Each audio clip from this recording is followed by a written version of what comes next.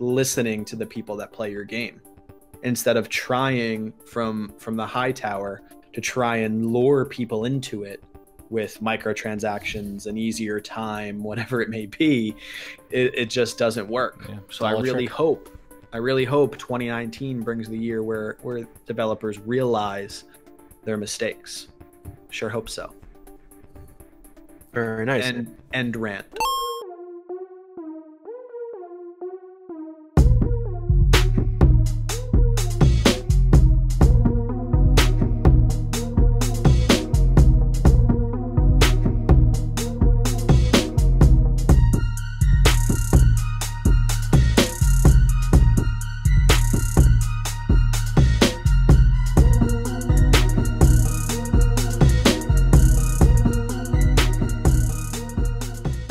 Welcome back, everyone, to another episode of the Emergent Gamer Podcast, episode 193.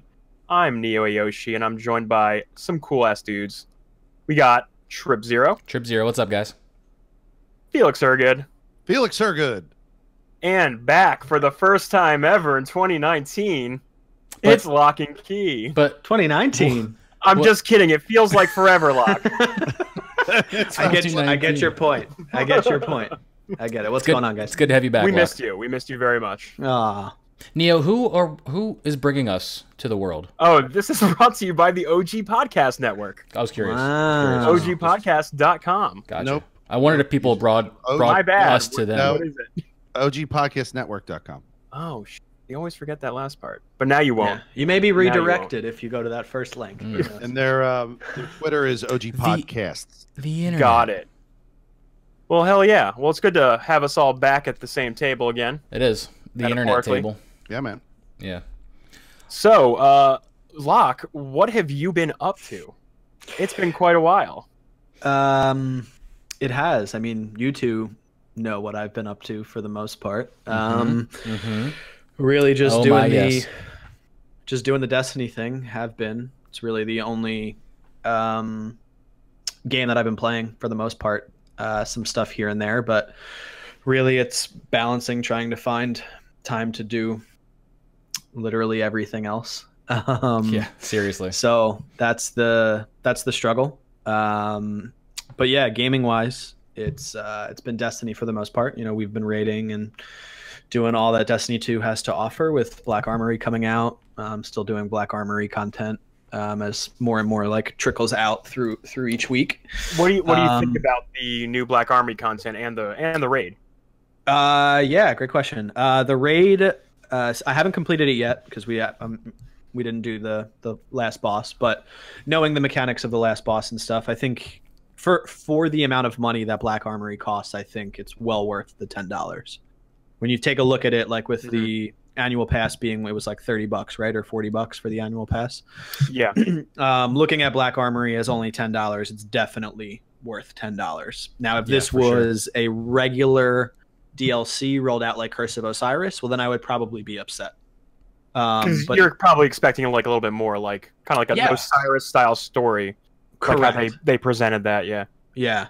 And I mean, if you compare and contrast from Forsaken to this, I mean, it's not even close. But in terms of what they've added with the forges, new weapons, the new raid, I think it's well worth the added content. I mean, we were still playing Forsaken for the most part. I mean, I was on the tail end of it. I wasn't doing as much, but and they're still rolling things out. They've got this time gate kind of model that they're playing around with a little bit. So there's more forges still. I think there's 2 more eventually. I think there's 2. Yeah, I think there's 2 more forges. So we'll see tomorrow if another forge rolls out. Yeah, true. I'd be interested to see if another one rolls out tomorrow. Either tomorrow or Friday would be my bet. Felix, go ahead. Oh, true. Yeah. I thought you guys all blind completed the raid, or you didn't blind complete the raid? We didn't blind complete. We blind did the raid up to the final layer, and we did the first phase of the boss encounter. There's a second phase. And then half of us were able to LFG a finish.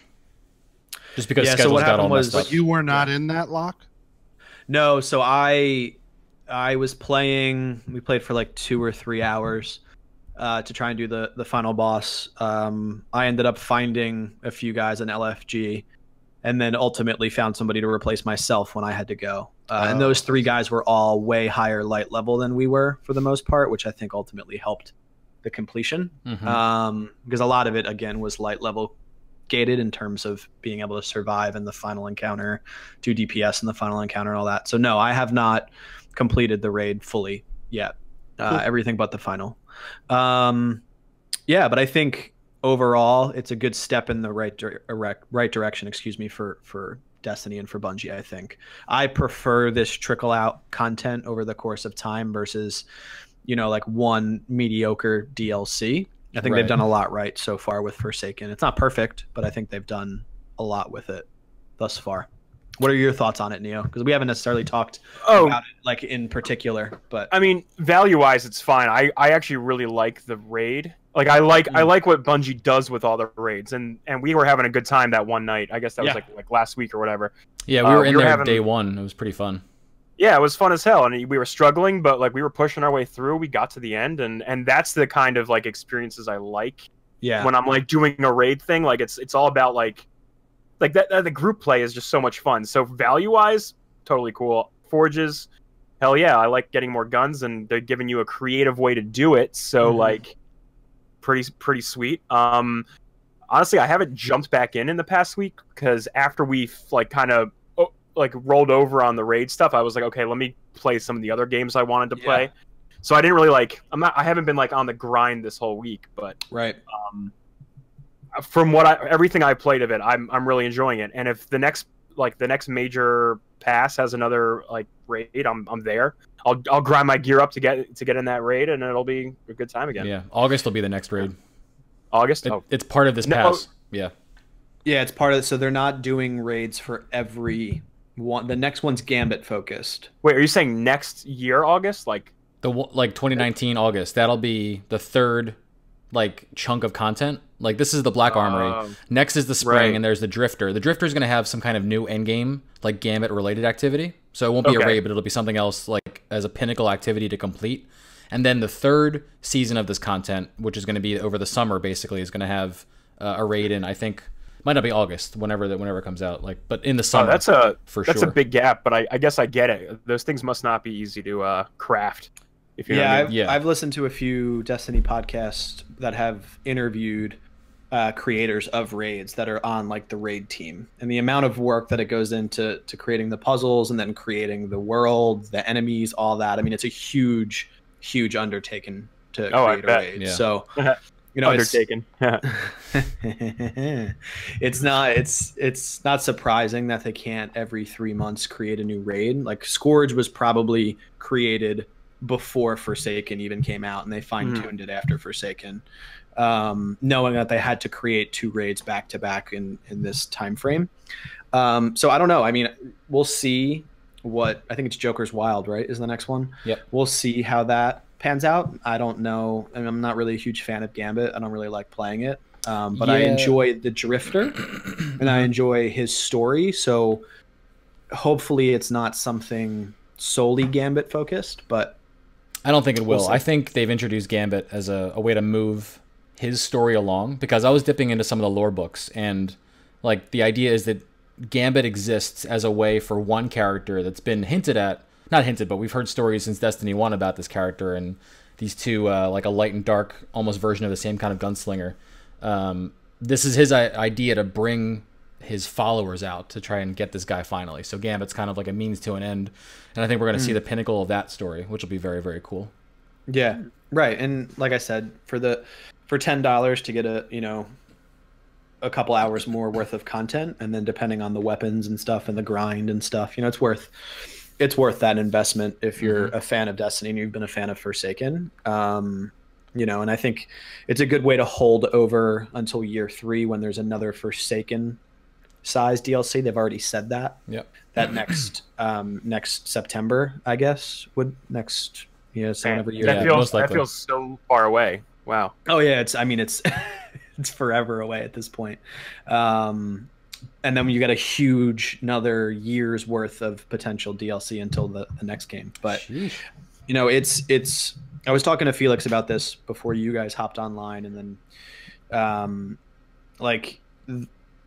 there's this weird balance of like a game as a service, which is nice to log in and feel accomplished after doing a certain amount of things. But it's like this balance of, I was tweeting about it the other day that like I felt paralyzed about trying to jump in and play at reset when there's 900 things that I need to do. So it's nice to be able to play one game as a hobby when I have everything else going on in my personal life, right? But then Felix was talking about, you know, hop into Assassin's Creed. It's on sale right now. Why don't you play that? And you can always pause it. But I don't know if I'd get the same level of fulfillment out of playing a game like that without sitting down and digesting a huge chunk of the story of a single player game, you know? So it's very hard to do. Right. Because especially if you know you can't dedicate yourself and your time to it. Right. It feels like if you were to like start it, then kind of come back to it later when you did, you might feel lost and you might feel like disconnected from the story. It's exactly what happened with Witcher. Yeah. I have to start Witcher over. Oh my god, dude! Every fucking every time with The Witcher. Yeah. And I mean, like Witcher.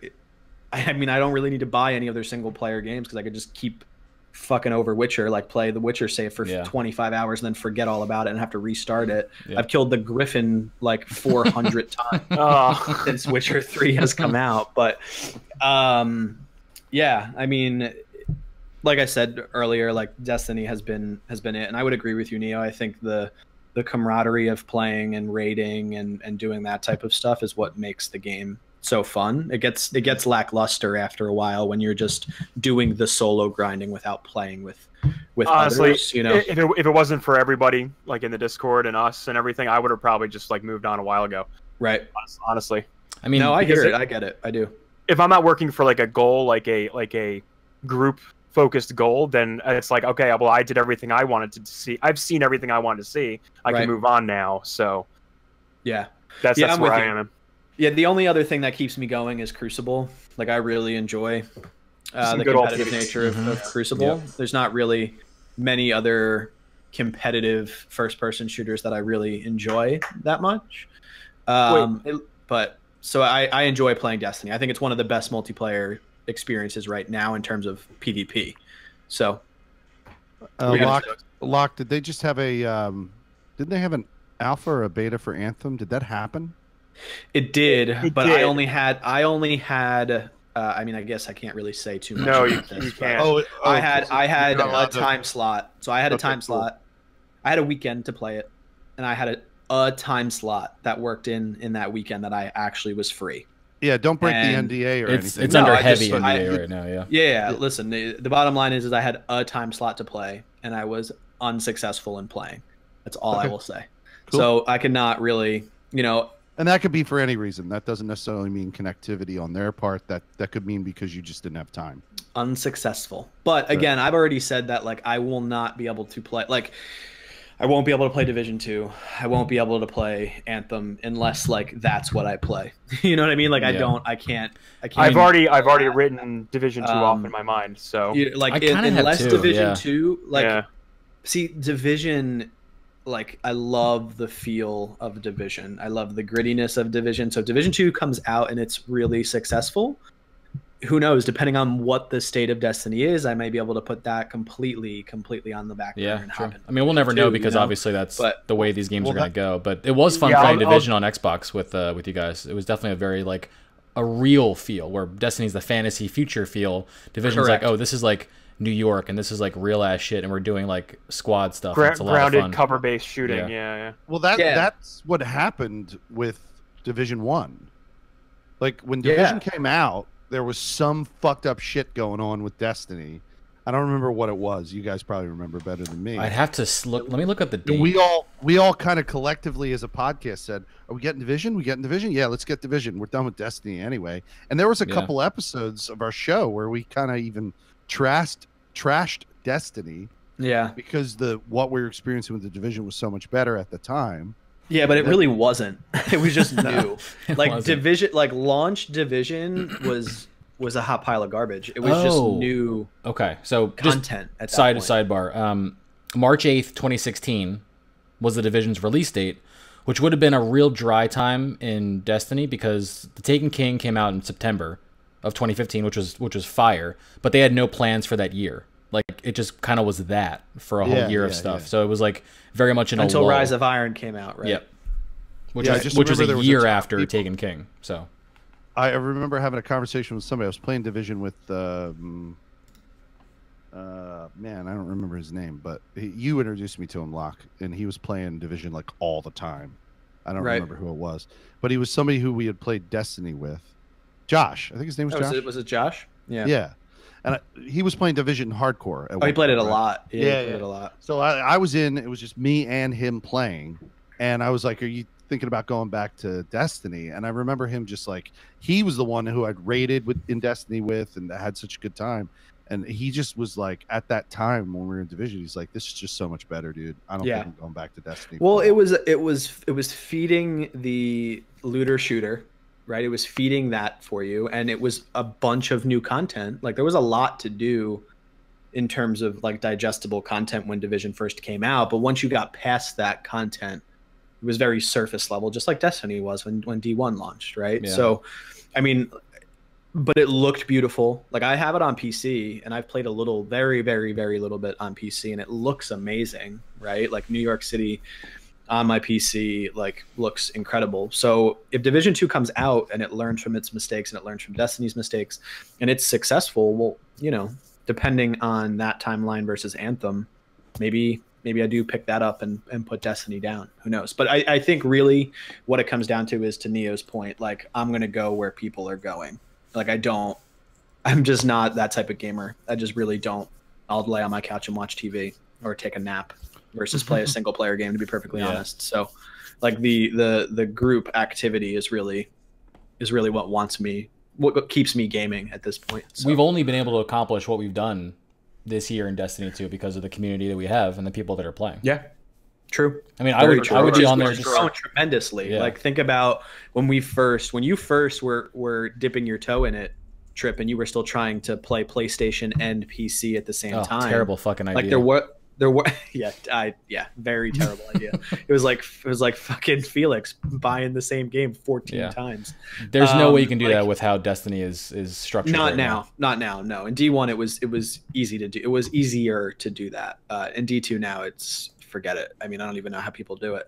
But like we had like 4 or 5 people. Like it was us 3, and we were occasionally playing with Diamond, but barely. And like Vizzy barely knew Vizzy. Characters. Like, yeah, well, 6 characters. You did, yeah, and you played all 6 of them like a fucking nut job. But yeah, I mean, what we have created with people joining and playing with us, I mean, it's fantastic. It really is. It's cool because I think a lot of them, they're excited for things like Anthem, and we can just kind of like hop over together and see how that game is single player and multiplayer. Because I know BioWare has said Anthem is very much supposed to be a single player experience. You want to be able to have the story that people come to BioWare games for, and we want you to have that as well. That's why like the social spaces, like there isn't like a big tower. There's like you are in there by yourself on their tower equivalent and stuff like that. But then of course we have the resources to try out the multiplayer stuff. They've promised a raid, so it'll be cool to see what kind of events those are like. If they have a world's first race, like we don't know. We'll find out, but it'll be cool to see. It's a good point. I mean, I'm very hesitant of Anthem. Like if we're comparing Anthem to Division 2, like Division 2 has, in my opinion, a better track record in terms of being successful because of what they've learned from the first game. Like this is BioWare. Ubisoft is coming off like a hell of a good year. Yeah, single player shit. Yeah, like they've just like starting with Ghost Recon last year, like it, and going into this year with Assassin's Creed Origins. I mean, their single player shit is top notch as far as I'm concerned. And to Locke's point, they've had the experience of having this game out in the wild and learning from what mistakes they made. You know? Yeah, I mean, Division. Dude, when did Division get teased? Like 3 E3s prior to it launching. Like they worked on Division for a long time, and then they supported it for years. I mean, all of the content that Division came out with, and it's ultimately a better game than launch. Yeah. Oh yeah. I mean, it's still a great game. There's tons of people that still play it, and all of the DLC that came out for it. You know, so they're BioWare is coming off of an awful year. I mean, they're coming off of like a major flop for a major property of theirs and shifting all of their focus and going all in on a genre that they've never done. Being published by EA as well, which has its own problems with microtransactions and content and delivery and stuff like that. I mean, so it's I don't know, man. I mean, I wish them to be successful. Purview, isn't it? Not yeah, BioWare. sure, single player story, but I mean, I don't know. I mean, it's a risky move. I think if they've learned from what they've seen in the industry and they try and implement it in their own way, then they can be successful. We've had this kind of conversation on the show before, and I think I said this point, or one of us said this point, but it still stands very true as we get closer to Anthem's release, especially. People are going to have less patience if this game sucks and makes the same mistakes because they've literally watched two companies, Bungie and then Ubisoft, go through all the learning pains with their own team-based looter shooters. So at this point, I would honestly lump Fallout in that as well. Yeah, I mean, yeah, that's actually a great point. They're trying very much a live service. It's not the same type, yeah, but it's definitely a live service. You're right. Platform. That's a good point, Neo. Yep, it is. Yeah, but they're literally not paying attention to what anyone else did prior.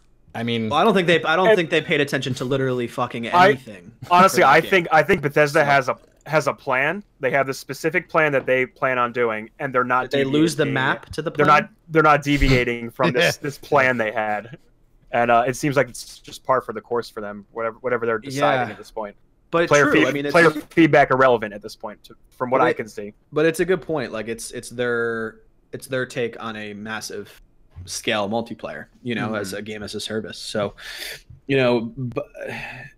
BioWare being the last, major developer to probably create one of these, except for some other developers like Obsidian and things like that, but I don't think they would ever do that, to be honest. So I wish them nothing but success. BioWare's, going back 10 years ago, the only developer that I really supported and loved because of Mass Effect. But I mean, like, it's the other thing that's going to make it difficult for them is no one's going to want to hear anything from them because of Mass Effect.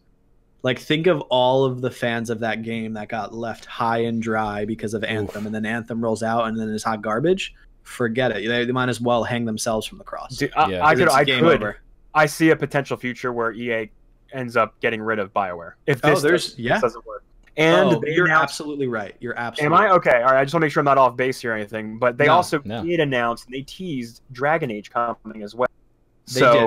That happened like 2 weeks ago. So who knows where that goes after. This is how it pans out. It's a bet. It's a bet. Okay. It's like, don't forget about us. This is how it pans out. Anthem fails, right? Okay. Cool. Anthem fails. EA absorbs BioWare, right? They get rid of it. The core team of Dragon Age spins off, creates their own studio, posts it on Kickstarter, and we have the next Dragon Age on Kickstarter for the next 3 years. And we'll call it the Inner Worlds because that's what Obsidian's doing because they made they're making their own Fallout. Listen, no chance in hell Dragon Age comes out if Anthem flops. 0% chance. Yeah.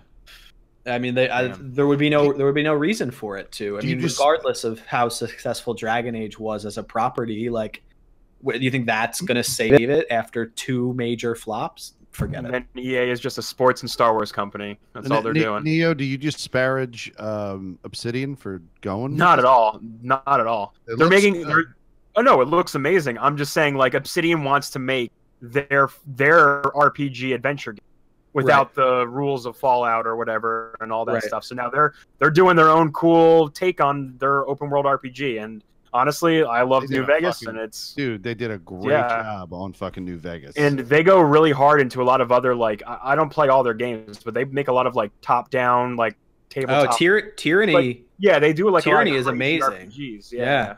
Tyranny is a great game. They know what they're doing. I trust them, and I bet it's gonna be awesome. It sounds like Cowboy Bebop and Fallout together. So, like, I can't. And honestly, it sounds like it looks like a great game to hold over till Beyond Good and Evil 2 comes out, which is in like 10 years. Well, sure, but like it's got that like same vibe, like that space cowboy vibe that Beyond Good and Evil had, and the second one's definitely going for. So, Neo, is there talk of it being single player, or is it? They said it's only single player. Yeah, cool. Yeah, they said they're just making a single player. There was an article in the past day or two that was like, we're not doing any microtransactions. This is just a single player. Like, it's funny that I'm not kidding. Companies like literally come out and go, like CD Projekt and Obsidian. They're like, nope, we're not doing this in our game. It's like part of the marketing at this point. Yeah, it seriously is. Like, I don't blame them. I wonder for the person sitting in the boardroom making decisions. Like CD Projekt Red sells Witcher 3 and it's a huge success. I don't know how many copies they sold in comparison to Battlefront or an EA game, like a sports game or Destiny or anything like that, right? Like whatever. Yeah. I don't know how many. Like I'd be interested to see the statistics on that. I'm gonna see if I can find them actually while you're talking. Like CD Projekt Red doesn't do anything other than what they do, which is amazing single player games. And the studio seems to be successful. Right. I think what it comes down to is they're making the game that they want to make without any. They're not making any concessions for any power higher up. Sure. Yeah.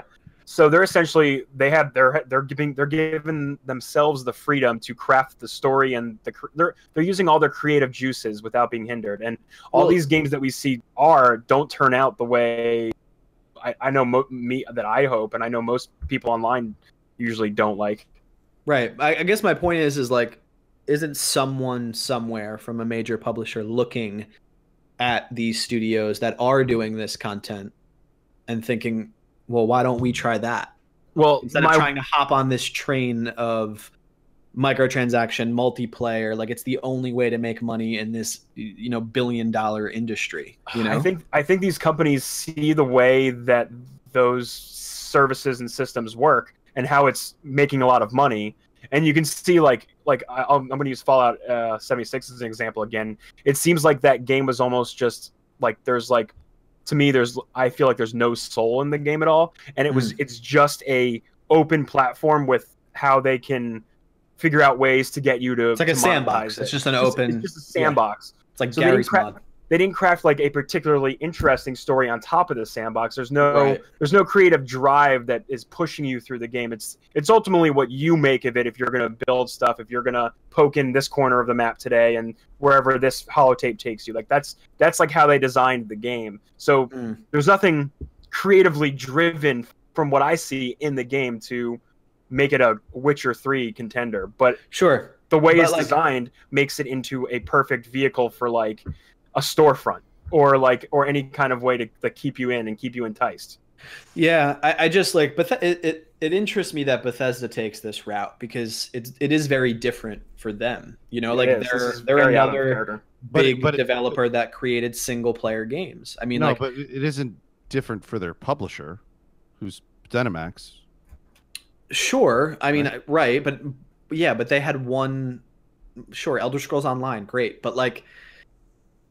They're known for their single player games. They're known for the problems that their games have at rollout, but nonetheless, like think of how utterly popular Elder Scrolls is and how one game is still being purchased through Steam every day, right? Like you're talking about Skyrim. Sure. Yeah, or even Oblivion for Christ's sake, right? Like Fallout 3 in New Vegas.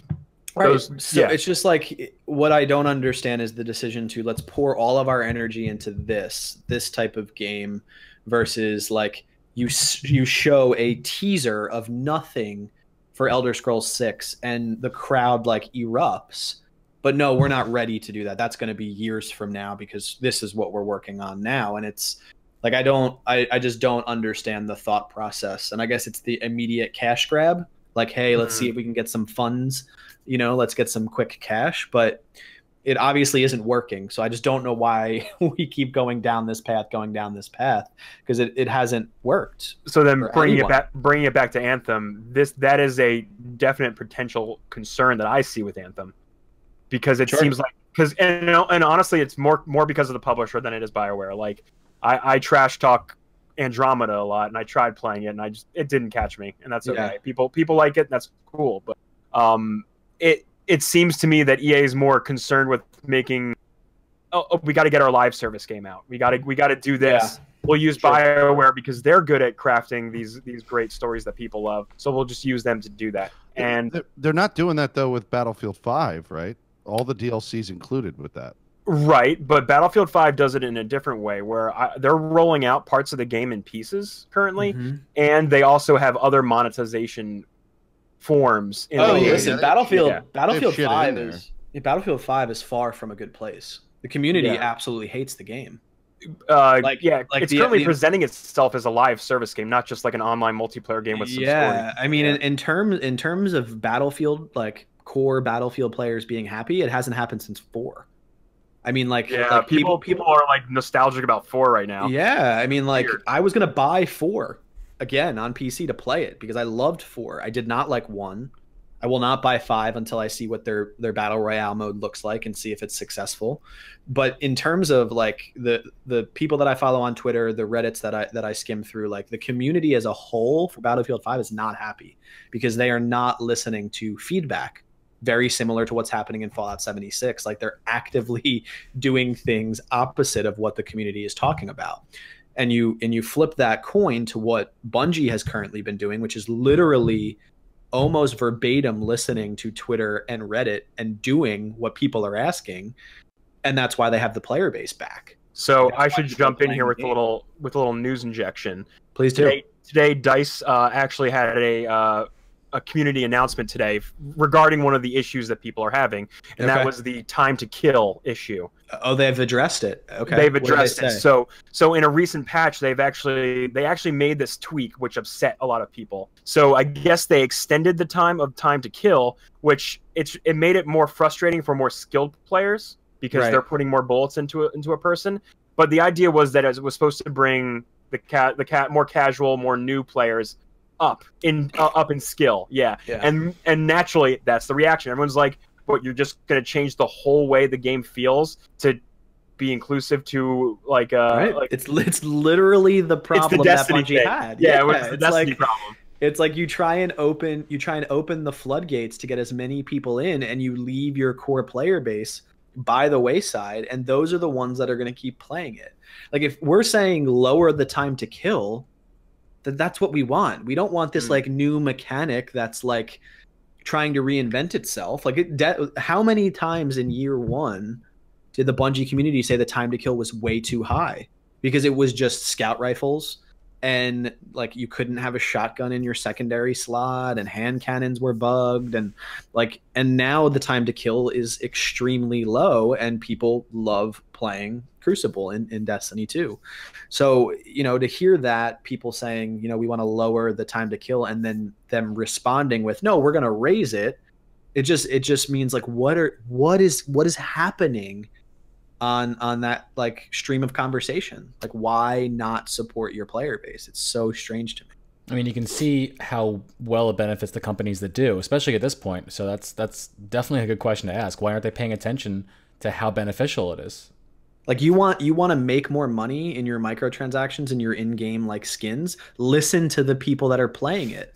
The problem is though, I'll you know what I mean? Like I won't spend the money, but hypothetically, right? Because I don't spend money in. No, but that's the problem. They're designing these like monetization systems not for you, me, and the average person. They're doing it for those few people who will and are willing to spend that kind of money. They're going for the whales in that. The microtransaction decision starts with the dev, right? It doesn't start with the publisher. Not usually. I don't know. That's hard to. I mean, we're not sitting in inside development, but it's usually a publisher. Usually, the publisher is trying to. They're trying to capitalize on their. I would say no, just because it doesn't often start. I mean, it might, but like if we're looking at averages, I don't think the developer would say, "I'd love to have another way to make money in this game." As a beginning point for development. Like they're gonna I'm not sure. No, I'm not, but I would guess that's not part of the initial vision. I'm definitely not leaning toward a publisher decision on that one. Yeah. You're not leaning toward a dev decision. I'm sorry. I'm leaning more toward the publisher decision. Okay.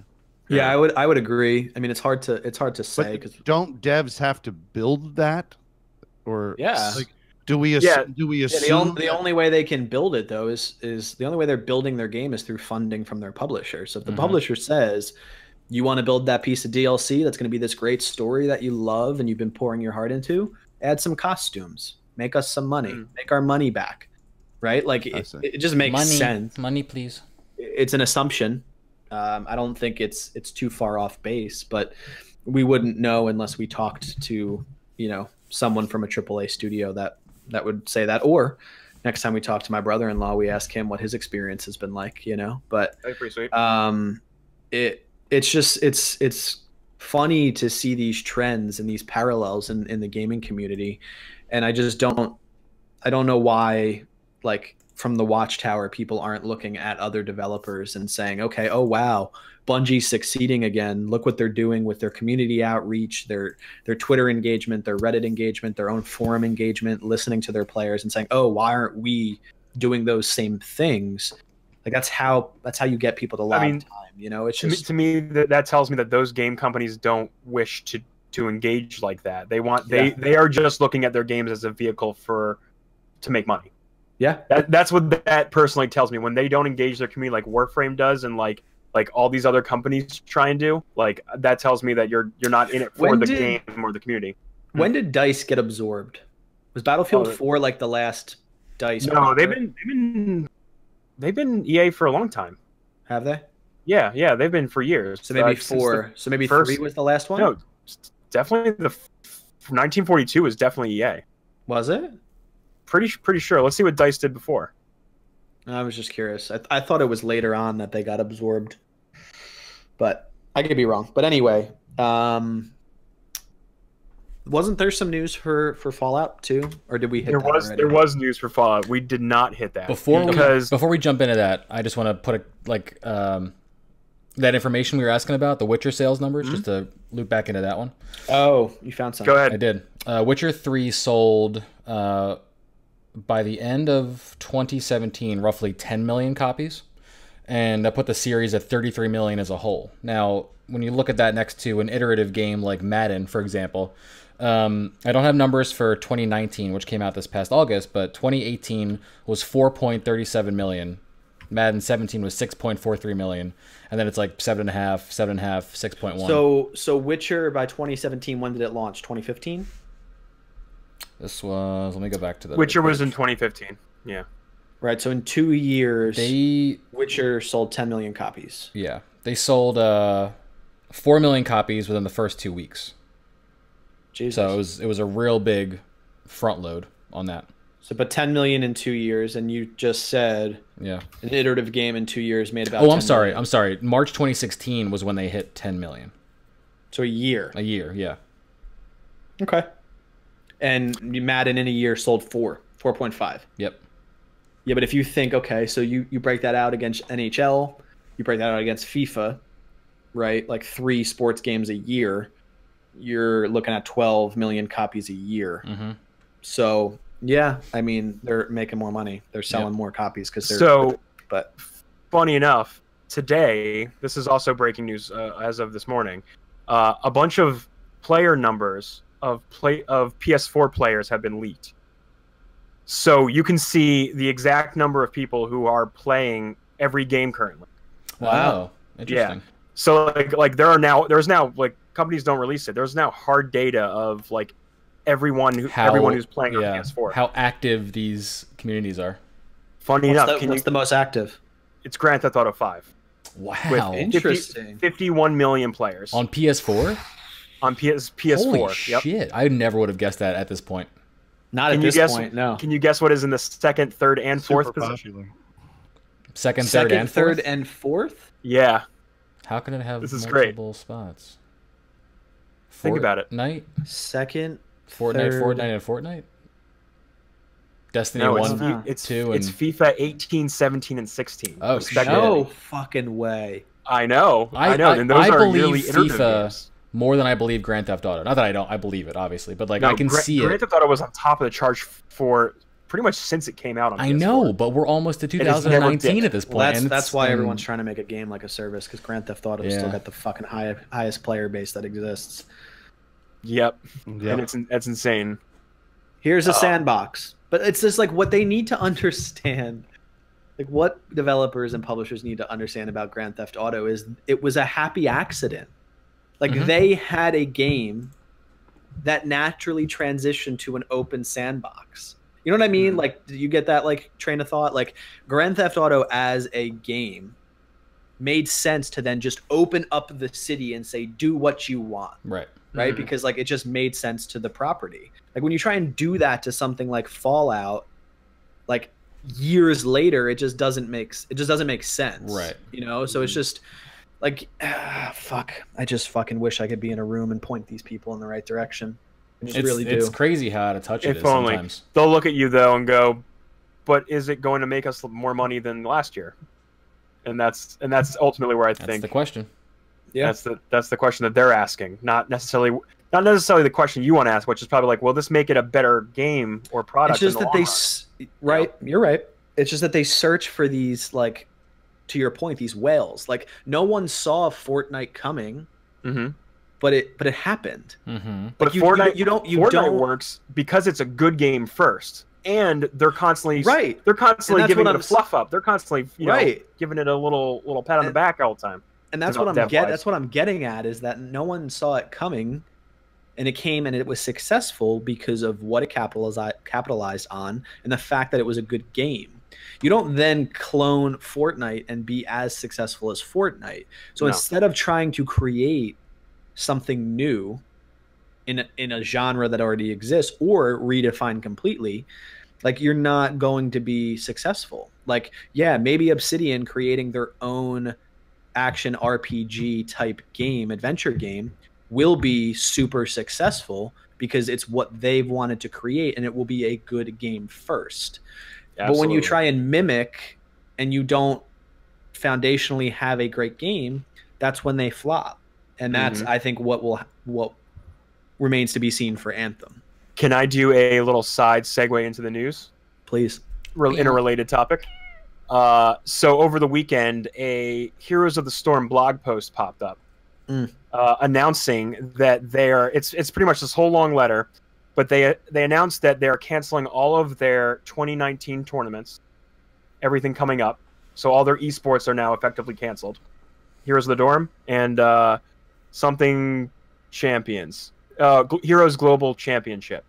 They're canceled, and they're scaling down the dev team of the Heroes of the Storm development, essentially. So they're scaling it back. Now, this is coming hot off the heels of their BlizzCon and their Diablo announcement that didn't go so well, and their talk of restructuring all of their studios to be more mobile oriented. Yeah. So 100%. this is a almost in a similar vein. This is a company that is restructuring itself to try and, I want to say, adapt, but at the same time, I feel as though it's distancing itself from what made it great. I would agree. In that sense. Yeah. I think it's also hemorrhaging money because of that game you're wearing a hoodie for. Like it's not It's not Overwatch. It's not Overwatch. I honestly believe that I actually never heard that before. Well, my thought is, and this is all purely hypothetical in my own opinion, but I don't think it's panning out to be as big of a success as Blizzard thought it was going to be, like their Pro League. And the amount of funding that their Pro League takes with this whole, like, cities have sports team bullshit that they tried to fucking create. Yeah, like, they pushed the Overwatch. Dude, I was thinking back, after I read this article, I thought back to the times we talked on this show about how they were opening up the Overwatch esports league. We talked about this. We talked about how this was like a cool thing that was like, it opened doors for gaming and taken more seriously. We had this conversation. It was a cool idea. Was the first thing I talked about. There were even like places like actual bars in Philadelphia. They were packed watching these events. But think about it now. Like, no one talks about it. No one really is on it. I clicked on it the other day, just to see, and like the player count on Twitch was relatively low. I mean, it still had thousands of people watching, but like at the height of successful esports, like, you have near 100,000 people watching you play, and Overwatch League had nothing near that, maybe 20,000, if I'm remembering correctly. So they must be bleeding money from that esports, and Overwatch as a whole. Like, I don't know their player count right now, but I would imagine that it's diminished over time. It's a great game. Don't get me wrong. I think it was an amazing. But popularity game. wanes. It happens. But it wanes. It does. And I think, like, they need to think about, as a company, how to continue to be successful. And I don't think Heroes of the Storm was that for them. No, I think they had a huge player on the wall for Heroes. I think they were okay, this is definitely our weakest link in our current lineup, and we're spending a lot of money doing these events, and it's ultimately not working out for us. So we have to scale back. Yeah. It never competed against League. It never competed against Dota. Like, it just didn't. Like, they tried, and people loved it. Like, Channing Channing loved to play Heroes, didn't I he? love playing it. I played it. Yeah. It's not my genre. MOBAs Yeah. are not my thing. Strategy games are not my thing, but I probably would have gotten into that above any other one. But I would agree. I think they took a look at the list of properties and said, you know what? It hurts, but we got to let this go. We just have to do it. So I'm clear. It started as Warcraft 3.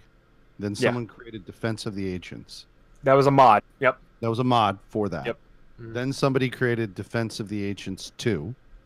So Valve bought the rights to the name of the mod and then created Dota 2. Yes. But before that was League of Legends. Correct. AreaNet created a game off the mod, Off the mod. Yeah. And then they were like, fuck you. You can't be taking our IP and doing cool shit. We want to do cool shit. So they bought the rights to Dota 2 and made Dota 2. And then finally Heroes of the Storm was what? Heroes of the Storm was Blizzard's. Blizzard's, they're not even the same company. Different they're not, got it. Yeah, Heroes of the Storm came out way after. Right, Heroes of the Storm was relatively new in comparison to League. Yes, that was Dota. Blizzard's attempt at a MOBA that was already highly and the popularity wanes between Dota 2 and League. I mean, I think Dota has probably a more loyal fan base, but League probably gets more viewers. To be honest, they get more numbers as well, for sure. And just to be clear, Dota and League and even Defense of the Ancients, they were all a one type style like match, top down match where you got lanes to defend. That's like how the game works. But Heroes of the Storm took that, created multiple maps, and ultimately you are just going from one side with multiple lanes in different settings and different objectives in the map. So it was like they took what was a static formula for Dota and League, and they made it into a more dynamic thing, which was their take to get the MOBA genre. Yeah. It was too late to break into it. It's this trying to strike lightning in a bottle, you know, like, and it's not the right decision. What would have been the right decision at that time would have been, okay, let's put all of our energy into Diablo 3, or let's put all of our energy into the next Diablo. But instead we do this stupid fucking thing where we listen to people in a boardroom to say, oh, no, we need to get a MOBA. Do you see what Dota's doing? Do you see what League is doing? No, we need a MOBA. We're Blizzard. There's this great Warcraft. We have to do it. There's this great article on Kotaku right now that it's pretty much the like past, present, and future of Diablo. Really great article. Fantastic. They talked about how after the first expansion of Diablo 3 came out, they ultimately scrapped the second expansion that they were working on because they didn't feel like that this was a product worth putting more time into. Gotcha. So they ended up releasing the Necromancer DLC like I guess a year and a half later, because that was something that was supposed to be in the DLC, and they ultimately were like, well, we made this thing, we're gonna release it, we can sell it for a little bit more. But yeah, ultimately they moved priorities to these other projects. And Necromancer was huge for the community that was playing Diablo 3, wasn't it? Like, people loved it. Necromancer was my character in 2, so hell yeah. Right. I was ready. So it's just like weird. It's just thinking with a wallet and listening to those above instead of listening to the community, like chasing numbers, trying to capitalize on trends. They never pan out. Also, why I got pretty like upset when I heard, we talked about this before, but the whole gamer entitlement thing, when the guy was like, "Is this an April Fool's joke?" to the Blizzard Eternal announcement. Right. Remember that was like a whole thing. Yeah. And I was like, well, is he entitled, or is he just trying to like? Yeah, he's being a dick for sure, but is he just trying to like convey? This as your PC community that is Blizzard at your convention. This isn't at what we want as the community, and everyone agreed with him in the room. Like there were cheers and memes and all that good stuff from it. Yeah, because they bought a fucking ticket to the concert, and the concert was some awesome death metal, and then they walk out and it was fucking One Direction. One Direction, man, it ruins everyone's day. They were like, "Don't bring out One Direction when we wanted fucking some Norwegian black metal. Fuck you." Absolutely. I totally agree with you. I paid for black metal. I want black metal. It all comes down to not listening to the people that play your game. It's really what it is. And sure. Yeah, I mean, I guess they still make a little bit of money, right? But like long-term viability for fans of a studio comes from listening to the people that support your studio. So for sure. Yeah, and this makes me even more curious and excited to see what happens when Battlefield releases their Battle Royale. Oh, God. Because now they're the last ones to do this. because Call of Duty, I want to say, was pretty successful. It's sold like gangbusters. I'm actually really surprised at the amount of people that have flopped back to PUBG. Right. Well, because they have their snow map out now, which I hope we can try at some point. That would be fantastic. I would love to get in on that. But Blackout came out pretty damn successful. Now here's Battlefield pulling up the rear. Is the lightning over? Is the flash, like Fortnite's taking all the air in the room? You know, they're sucking up all the air. Does Battlefield even have a chance now that Blackout and PUBG are out there as well? Like, even with Anthem, they're trying to occupy an already occupied space. If they do the right thing in the right way, yeah, of course. I mean, it comes back to our original point that like baseline, good game first, right? Like that is my motto. Like baseline. the genre of battle royale will always be popular because it's this adrenaline pumping game mode that resets itself every either 5 minutes when you die instantly or 30 minutes when you win the game. And at whether you lose instantly or win, it's like, oh fuck no, I need to play another one. Like how many times when we've been playing PUBG, we're like, okay, last one, and then we play 9 more games of like that because you just simply can't stop. So yes, they could be successful. Potato Chips, the video game. Right now, it is like right. Bet you can't just have one, right? I think like they can be successful. Will they be? It doesn't prove to be like accurate right now with how they're responding to their community. So I don't know. I hope so. It's what I've wanted for a long time. I have no idea where we're at with that, to be perfect. I was hoping Trip did. I did. Yeah. Sorry, I didn't want to interrupt you. Okay. Cool. What were you gonna say, Felix? Well, I was just gonna say, like, and I'm not. I don't think I'm beating a dead horse, but like, we had a conversation. I can't remember if it was on the show last week or if it was just like in Discord or like wherever we were, but I was going on and on and on about my subjective feelings on a game, and then was it Fallout 76? Yeah, we were talking about Fallout 76, okay. But I was talking about my subjective feelings on the game, and then everyone else was like, "No, it's about their approach, the community approach, how they're dealing with their community, how they're dealing with their community." But then we've just round robined back to it's also how good the game is, right? So here I am, a member of I'm conflicted because I'm a member of the community. I'm happy with the game. I don't feel I'm getting like shysted by people. But that doesn't count because there's a shit ton of people who are just reading news clickbait and are getting fucking flamed mad about this shit for no fucking reason. And that's bringing the game down. Now, barring from the conversation, of course, all their bad business decisions that they've been fucking making, like with the security leak and the fucking bag gate and like all that shit. Like, we don't even have to use Fallout 76 as an example because they're fucking doing a bunch of bullshit. It's tainted water. Battlefield 5, better example. Just today I was watching a video.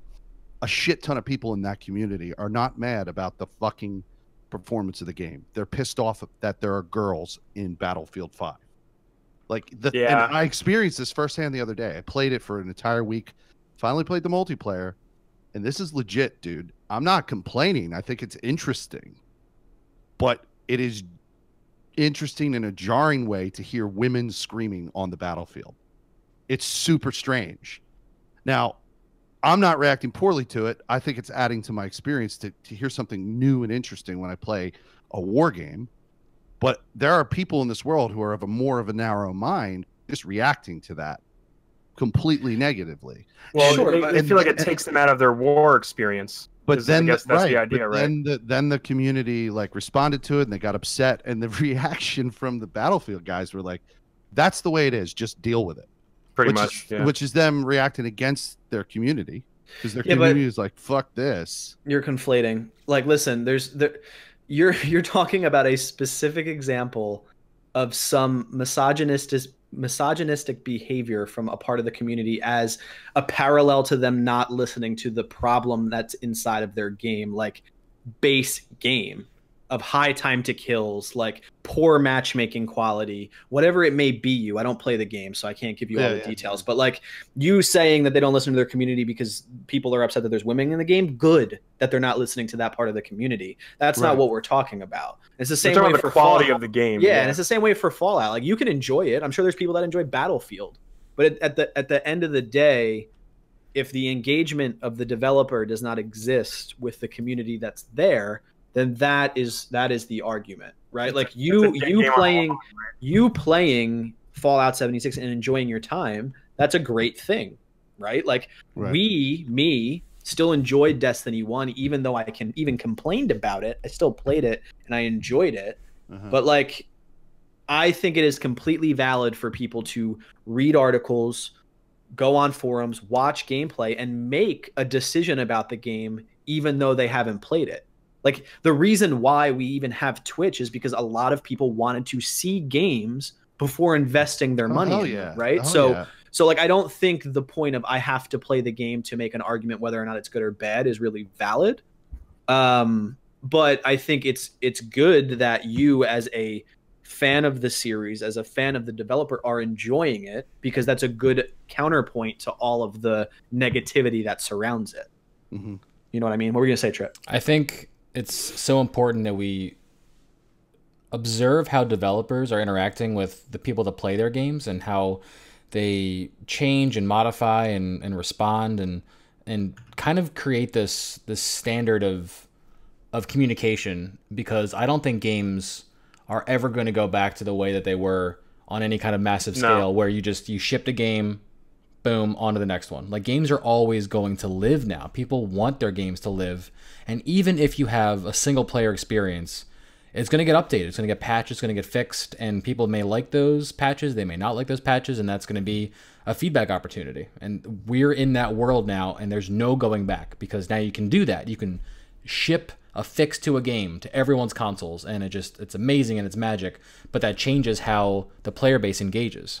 So if we don't kind of hold these companies accountable to certain different things, they're just going to do whatever they want. And to certain things they should, to certain things they shouldn't. But I think it's a really important conversation to have, and it's interesting to watch these different communities kind of discuss these things and how they approach the problems and how the developers come back with their own solutions. I personally think that a lot of that whole Battlefield stuff that went on around like the pre-launch of it, I feel like that was just muddling the PR nature of the point that people were trying to get across. And then there are the assholes that rise to the top that get ultimately the biggest voice, which ultimately kind of brings the whole message down. But yeah, and then but honestly, it was Dice's reaction to all that honestly bothered me more. They were almost like laughing, like, aha, this is what they think. This is our game. We're gonna ship it how we feel like it. And all power to them. They're more than welcome to do that. But if they're just gonna outright insult some of the people that like have supported games for years, that ultimately doesn't look good for them either. Well, if you're insulting misogynists, I'm okay with that. But your point stands. Your point stands. Like it's dangerous, kind of, to, I guess, bite the hand that feeds you, which is what it can come back to. Say. And I know sales are not doing Battlefield so hot right now. So like I'm curious. Like I like watching all these like little chess pieces move, and I'm curious if that's either like a direct relation to that, or like if it's just that no one wants a Battlefield right now. Like that could definitely be it. Like if that's why sales are down, and it didn't have the battle royale at launch, so maybe people are like, maybe we won't do it yet. Like I'm so lost. Call of Duty, you know.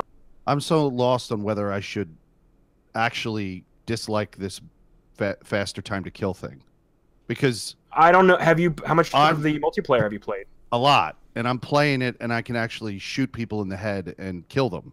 And shooting people in the head is besides the point. You kill people when you shoot them in the head. That has nothing to do with time to kill. Time to kill has everything to do with the amount of shots that it takes to kill someone when you're not hitting them in the head. If I shoot someone with a sniper rifle in the face, they die even if there's a high or low time to kill. Right? Right. So time to kill has everything to do with body shots and everything but shooting in the face. So if I have an LMG and it takes me 8 ticks to kill you, meaning I put 8 bullets into you before you die, that's a problem to someone playing what is supposed to be a realistic World War II representation. No one takes 8 bullets from an LMG before they die. No, I get it. And are you saying that that's how this game's playing, or the opposite? I think you were just giving an example of. Oh no, I was asking if he had heard that. No, I mean if they're raising the time to kill, that's what they would do, because in any game that has a high time to kill, like in Destiny, when the time to kill was extremely high, if I had a sniper rifle and I shot you in the head, you died.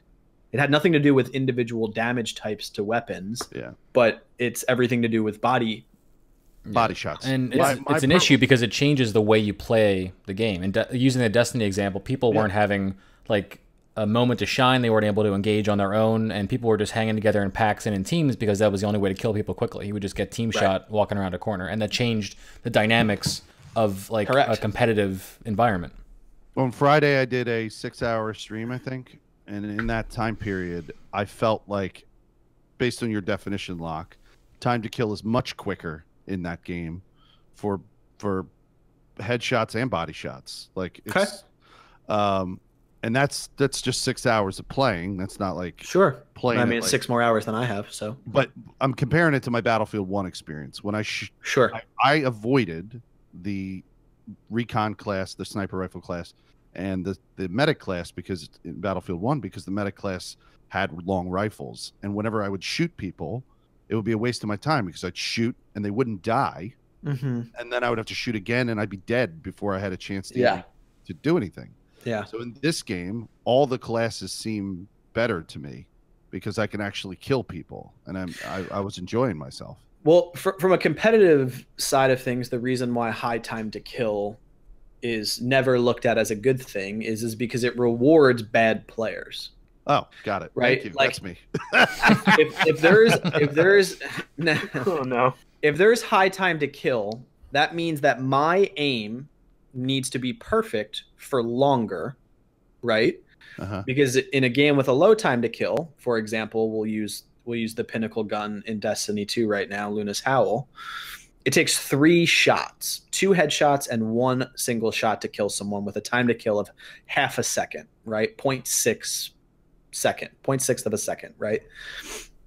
I only have to land those 3 shots, and if my aim is really good, then I can kill them almost instantaneously. I get rewarded for my aim. In a game with a high time to kill, something with scout rifles that takes 6 body shots, 7 body shots to kill someone, that means that I need to land those shots repeatedly, and there's more room for error because I can poke and hit, or I can miss, and there's not many repercussions. You're not rewarding the aim that someone would have with a lower time to kill. And that's why a community as a whole of core players that love to play the game, those are usually the best players, they want the most competitive version of the game because you get those hero moments back, right? It happened when Trip and I were playing comp earlier today in Destiny. Like, I had a round where I turned it around and killed a bunch of people and won us the round because I got rewarded for my skill, not penalized for being better than other people.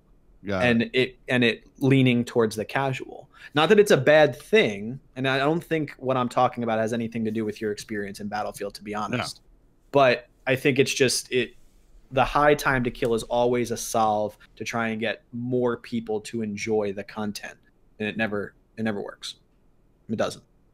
No, I'm picking up what you're laying down now. I completely understand it because I'm not particularly a great aim, and if I've been able to kill people faster, then it's like it's a thing that's existed forever. Like, every Halo has gotten significantly worse from the first Halo in terms of multiplayer action.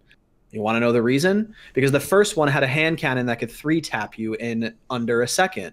And the second one came out with a battle rifle that was slightly higher in terms of time to kill than something like the pistol from the first one. And then the third one came out, and then they chose the way that it mapped bullets and got away from hit scan to something where there was individual pellets, and the time to kill went even higher.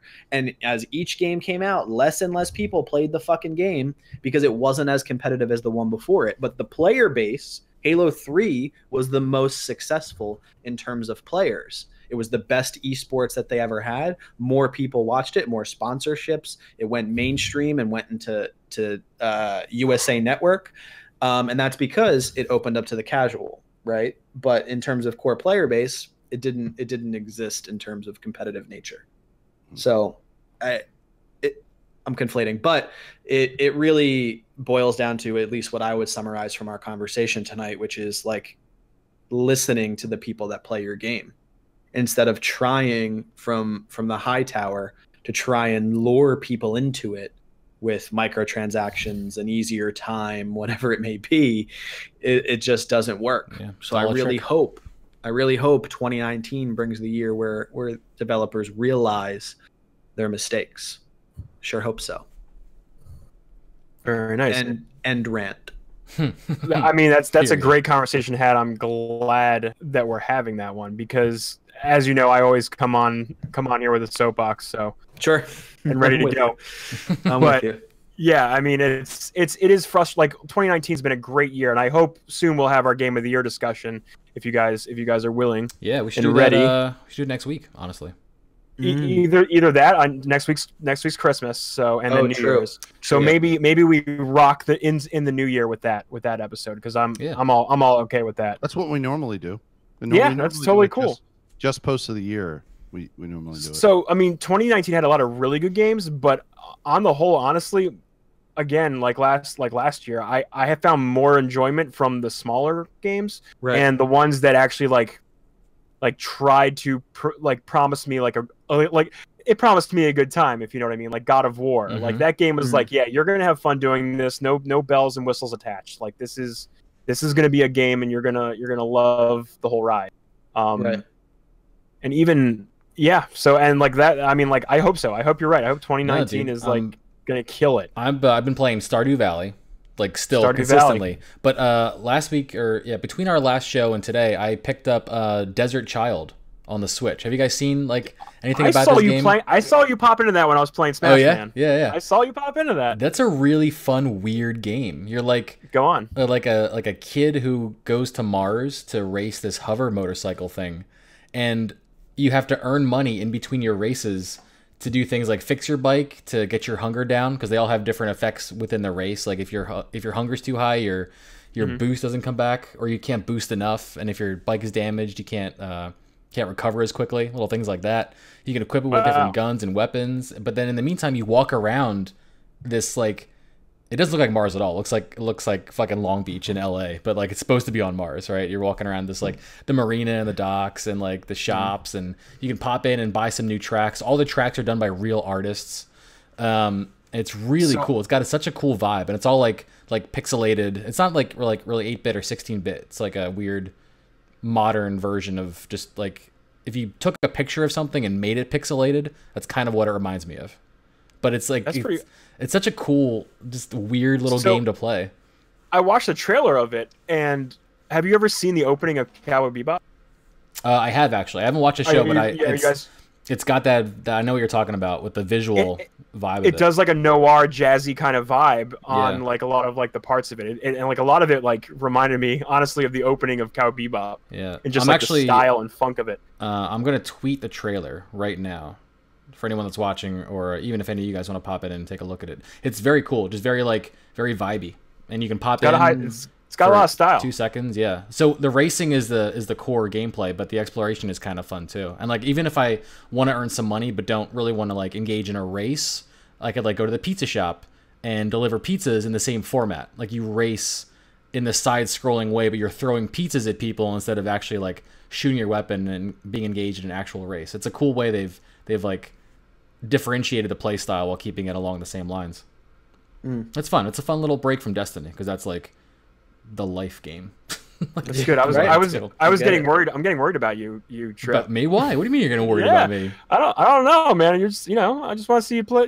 Spread your wings. Look, I got shit to do for sure. He's got triumphs to get. I got milestones unlocked, dude. To do. You know I'm going to be in there with Anthem. I never pull you away. You know I'm going to be there with Anthem, checking that shit out too. I was watching Diamond Jab play Mutant Year Zero. I hadn't heard of it. Dude, I literally just alt tabbed because I've had his stream open for a little bit, and this game looks amazing. Yeah, it looks real good. I've never heard of it. He said it's based on a board game. Yeah, this is their first. It's just. I mean, we just keep reproving our point that like the reason why you enjoy playing these games in this game that you just mentioned is because this developer created something that they wanted to create and just did it, right? And like to Diamond's point earlier, like he mentioned it when I hopped in his stream right before we started recording. Like he said, this is the most fun he's had playing a game in a long time, sans the raiding with us in Destiny. Yeah. And it's because he's playing a game that he wanted to play from a developer that built a game that they wanted to build. And like we're in these complicated times, to Tripp's point earlier, where we're not going back to the old way in terms of like the industry, but there will always be a developer creating something. I think that's part of it. To create. These kind of feel like that.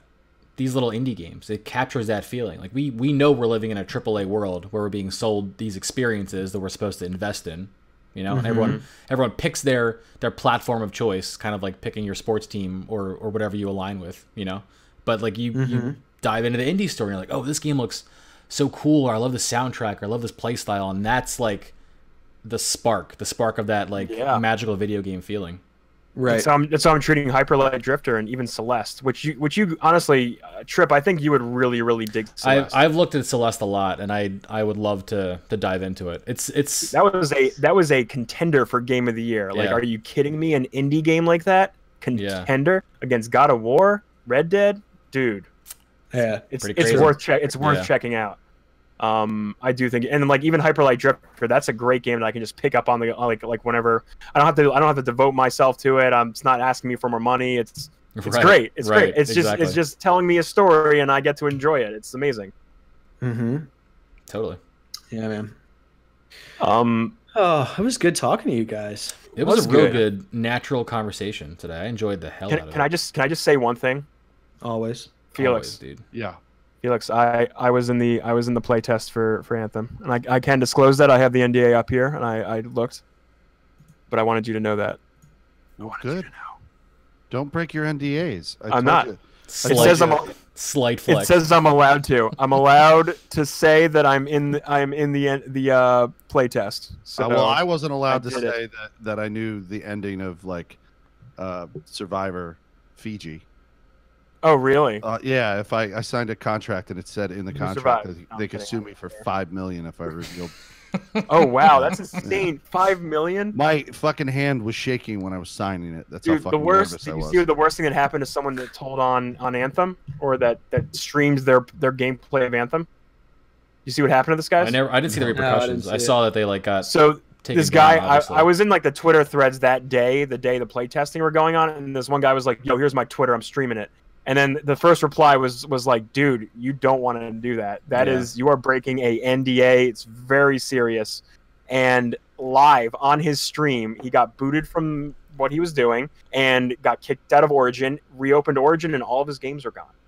They just they stripped him of his library. Whoa. Oh, yeah. That's amazing. Yeah, dude. That's amazing. All gone. They're like, well, you broke our agreement, and this is what happens. It's our platform. Honestly, good for them, dude. I mean, yeah, you gotta be careful about that shit, dude. I have no patience for that. That's crazy, dude. It's tough because you open. I think me and Diamond were talking about this. You open up the floodgates to people that want to get involved in this shit, but they're not part of any kind of like developmental software world. So the concept of these things, even if they get the concept of an NDA, they don't really understand in practice. It's a binding legal agreement, pretty much. Is what it is, yeah. And you just see so many instances of just the worst. But I promise, before I said that, I went and I looked on the NDA, so I'm good. You're being very good, Nia. I'm being very careful. I don't want to lose my Titanfall 2 and Battlefield 1. Don't do it, man. Don't do it. Yeah, that's good. Do you guys want to talk about this last piece of news? No, I think we can. I think we're good. All right. I mean, unless you want to mention it. I mean, it's not. It's kind of big. There's 6 weeks before Kingdom Hearts 3 comes out, and the whole game leaked. Big copies were getting early, and then someone uploaded images on your favorite pirate website. So people can now play the game, and that sucks. And I'm really sorry about the people who waited so long, and I feel bad for the developers who put all the time into this game, which has been more than 10 years in the making. Yeah. Oh God. Sounds about right for this fucking game. People that want to play this are not going to play this early. Yeah. No, I I haven't read a single thing. I won't touch the pirated copy. No. You know, like it is frustrating nonetheless from a development standpoint and from people that put in their life into making this game. Yeah. For it to get leaked, but I mean, that's them's to breaks with dealing with the internet. Yeah. And this is hot off the heels of I think it was Tabata just left, I think, from Final Fantasy 15. He did, yeah. The director, yes, the director yes. of 15. And they canceled the rest of the DLC. Correct, that they canceled wasn't, the like, DLC. Ready Yeah, to they go. canceled all the DLC. So that's a shame. And I thought for some reason that guy was connected to both this game and 15. Am I doing that in my head? You might be. There was a I don't think it was Tabata. There was a director that they shared. Was it Tetsuya Nomura or whatever? It might have been Nomura, yeah.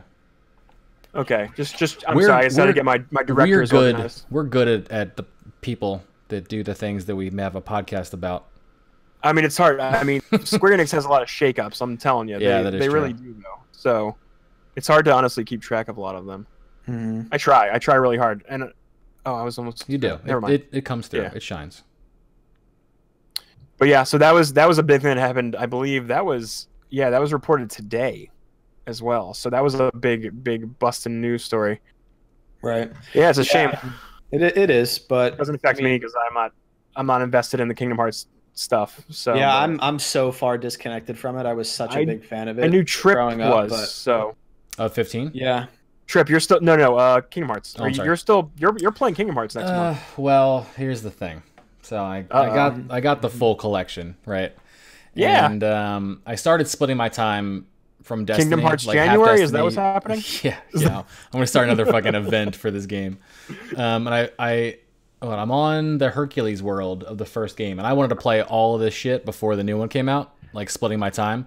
But this is before I realized, or before anyone realized, how Black Armory was going to kind of dole out content. Oh. And Like it sucked me in.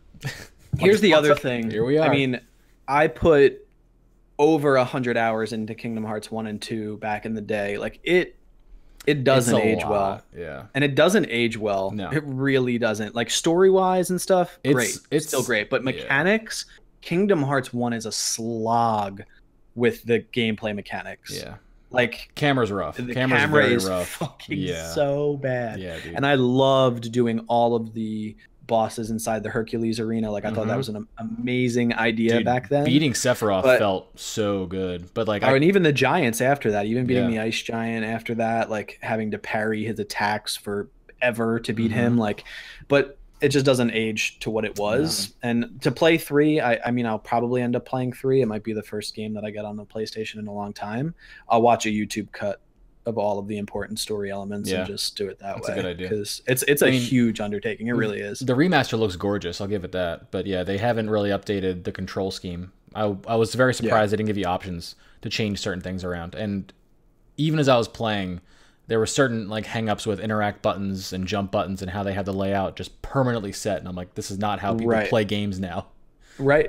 It's vastly different. Changing your camera angles with your shoulder buttons. Like, dude, come on. It's not. All right, Trip. That ain't Trip, it, let me ask you this, Trip. Okay.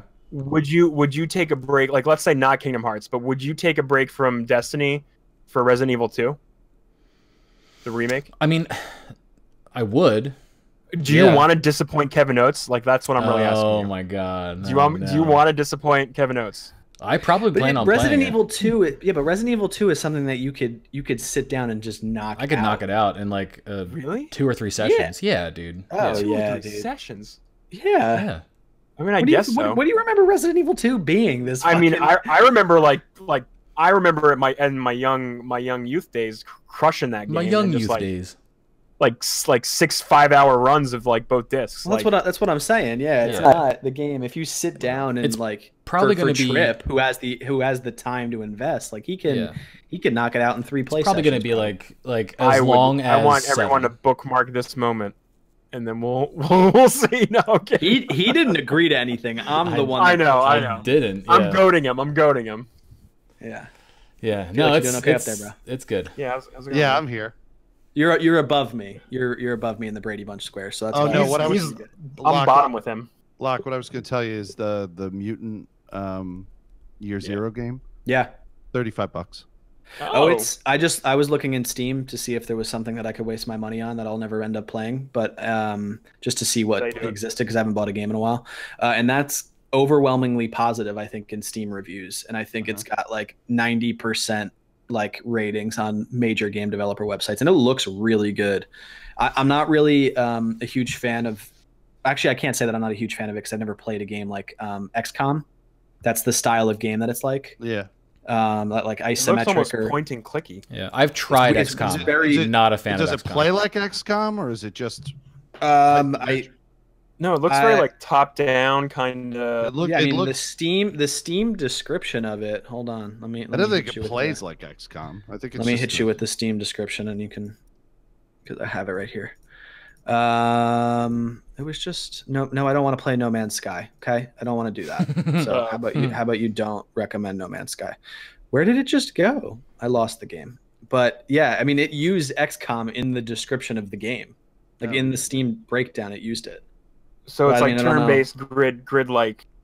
It is grid-like, yeah. Because I was just watching him like play it, and you're definitely on a grid. That's for certain. Huh. It looks pretty cool. I'm not gonna lie. Yeah. So, I mean, I don't know. Is it on Switch?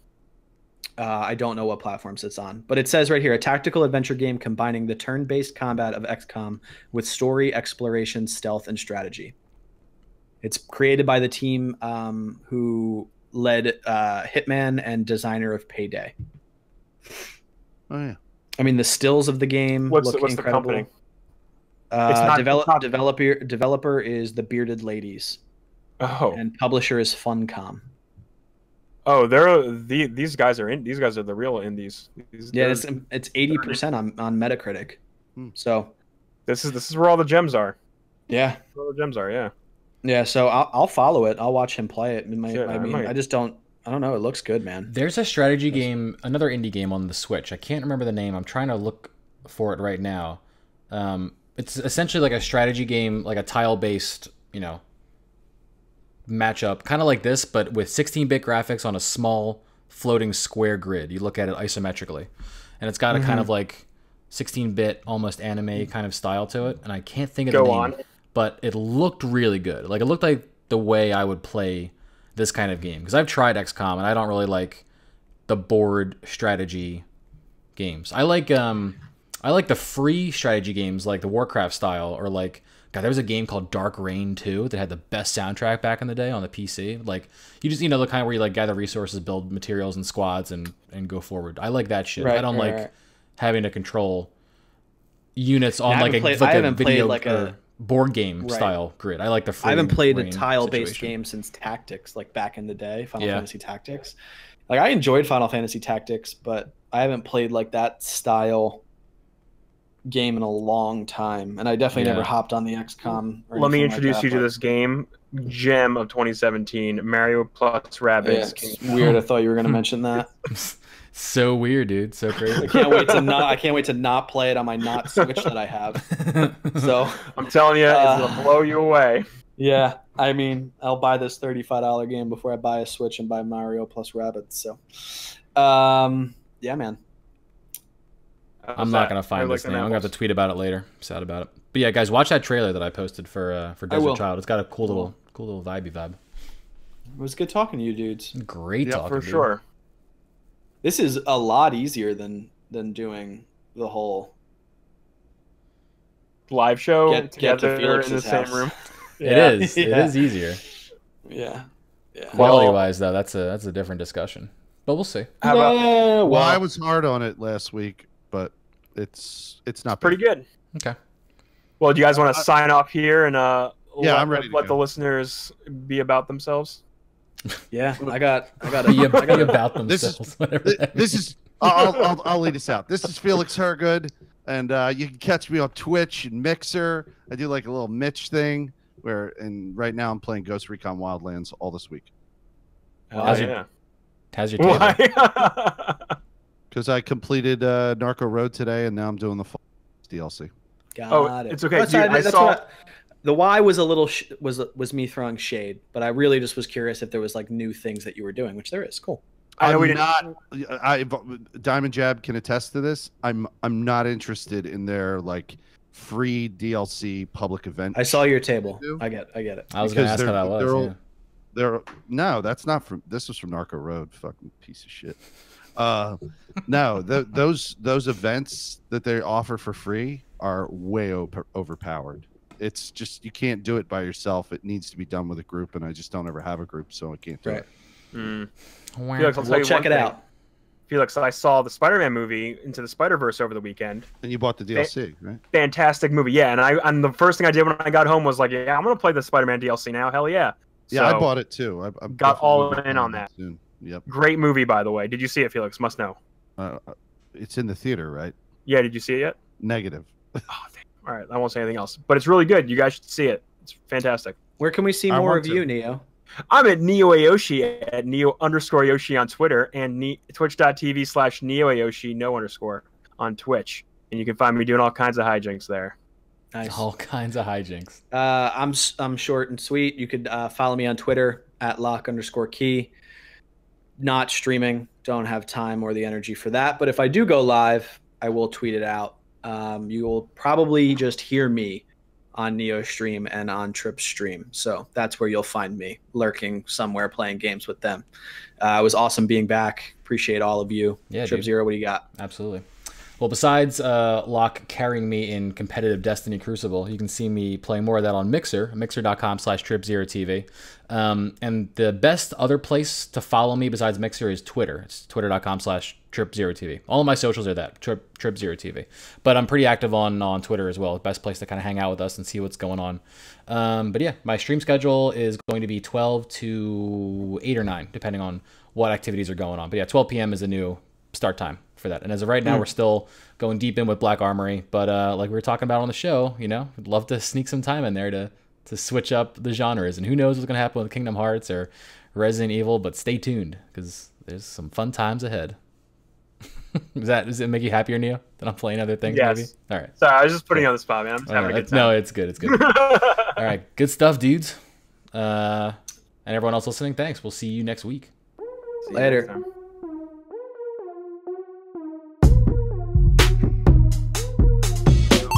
You know, I just wanted to see if it was like a No, I found this out from childhood thing. Honest to God, I found this out that my maternal grandfather ate the same way, and I didn't even know it. I eat exactly like my maternal grandfather, That's and I've interesting. done this my whole in the life. genes, So dude. it's It's in the genes. genetic. I didn't know it. Interesting. Fucking genetic, yeah.